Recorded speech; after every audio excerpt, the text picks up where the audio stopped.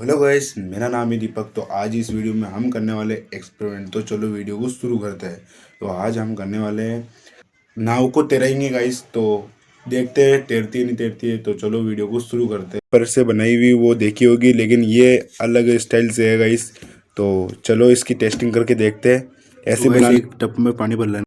ये देखो, ये तैरेगी नहीं। ये देखो, नहीं तैरी गाइस। ये दूसरे भी डालेंगे गाइस। इसमें ये कोलगेट लगानी है और इसके अंदर पानी पानी में डालना है। ये देखो ओ भाई, इस तरह से नाव बनाई है हमने।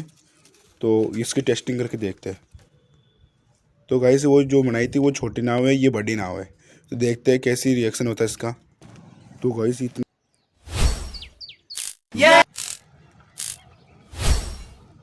नहीं हिल रहा है, देखो।